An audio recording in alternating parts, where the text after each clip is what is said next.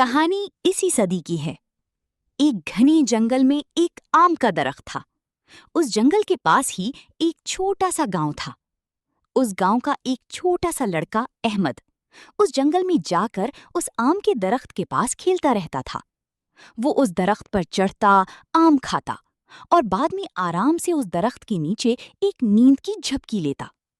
احمد کو درخت کے ساتھ کھیلنا اچھا لگتا تھا، تو اس آم کے درخت کو بھی خوشی ہوتی تھی۔ اب احمد روز اس درخت کے ساتھ کھیلنے نہیں آتا تھا۔ ایک دن کی بات ہے، احمد چلتے چلتے اس درخت کے پاس گیا۔ وہ بہت دکھی تھا۔ آؤ احمد بیٹا، میرے ساتھ کھیلو، آم کے درخت نے کہا۔ احمد نے جواب دیا، میں اب بچہ نہیں رہا کہ تمہارے ساتھ کھیلوں۔ اب میں درختوں کے ساتھ نہیں کھیلتا۔ مجھے اب کھلونے چاہیے اور کھلونے خریدنے کے لیے پیسوں کی ضرورت ہے۔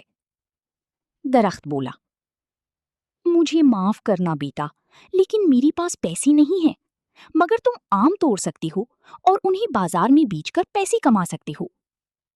یہ سنتے ہی احمد خوش ہو گیا۔ اس نے آم توڑے، انہیں جمع کیا اور خوشی خوشی وہاں سے چلا گیا۔ لیکن بہت دنوں تک احمد واپس اس آم کے درخت کے پاس نہیں آیا۔ بیچارہ آم کا درخت بہت دکھی ہو گیا۔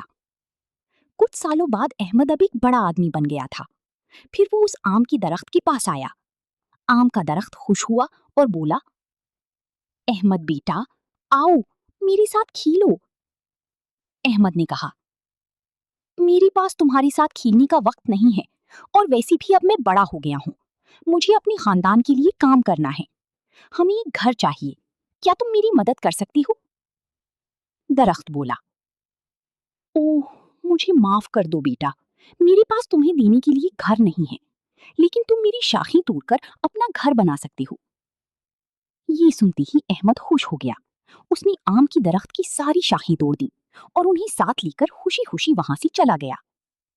شاخیں ٹوٹنے کے باوجود آم کا درخت خوش تھا، لیکن احمد اس کی بعد واپس نہیں آیا اور درخت بیچارہ بہت دکھی ہوا۔ 6 سالوں بعد گرمیوں کے دنوں میں احمد پھر اس درخت کے پاس آیا۔